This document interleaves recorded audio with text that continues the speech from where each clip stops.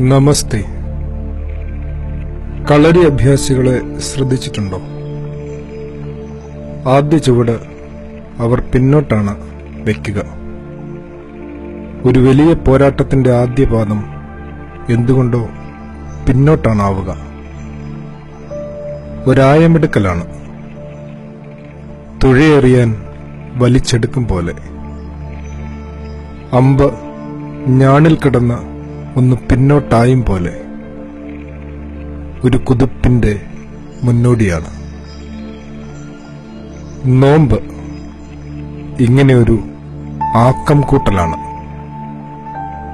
യോഹന്നാനെ കുറിച്ച് ഇങ്ങനെ വായിക്കുന്നില്ലേ? അയാൾ തന്നെത്താൻ വെളിപ്പെടുത്തും വരെ മരുഭൂമിയിലായിരുന്നുവെന്ന്.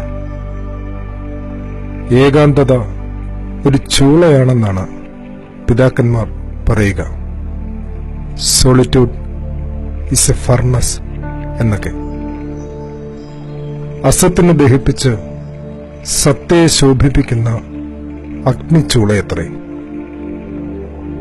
ജീവിതത്തിൽ ഇത്തരം ചില ബോധപൂർവമായ പിൻവാങ്ങലുകളില്ലാതെ എങ്ങനെയാണ് ഈ ലോകം നമ്മിൽ അടിച്ചേൽപ്പിക്കുന്ന തെറ്റായ ഇമേജുകളും തെറ്റായ ധാരണകളും തകർക്കാനാവുക?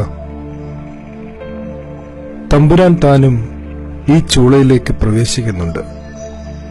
അവിടെ താൻ 3 തരം ലൗകിക നിർബന്ധങ്ങളാൽ പ്രലോഭിപ്പിക്കപ്പെടുന്നുണ്ട്.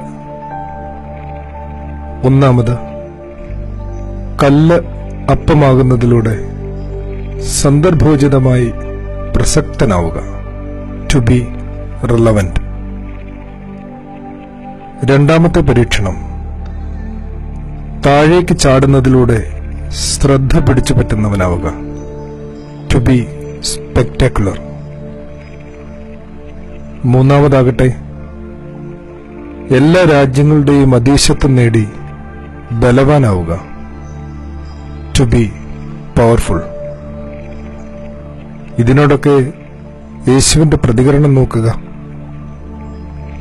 തന്റെ പിതാവ് ദൈവമാണെന്നാണ് ലോകത്തോട് അവൻ നിരന്തരം വിളിച്ചു പറയുന്നത്.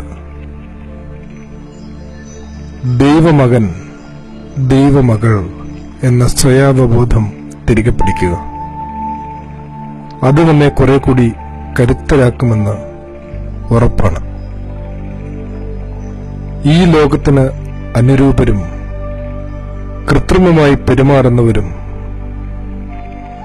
സകലത്തെയും ഭരിക്കുന്നവരും ശുശ്രൂഷിക്കുന്നവരല്ല, ശുശ്രൂഷ ചെയ്യിക്കുന്നവരാകണം എന്നൊക്കെയാണ് ഈ ലോകം നിർബന്ധിക്കുക. ചെറുത്തു നിൽക്കണം സഖേ, അതിന് പൊന്നുതമ്പുരാന്റെ കൃപ വേണം നിറയെ. പ്രാർത്ഥിക്കാം. താൽപര്യമേറിയ പ്രാർത്ഥനകളാൽ സാത്താനോട് പോരാടുവാനായി തന്റെ ഭടന്മാർക്ക് നോമ്പിനെ ഉപദേശിച്ചവനായ മശിഹാ തമ്പുരാനെ, നിന്റെ അടുക്കൽ ഞാൻ കുമ്പിടുന്നതുകൊണ്ട് എന്നോട് കരുണയുണ്ടാകണമേ. ആമേൻ. ആദരവോടെ സഖേർ.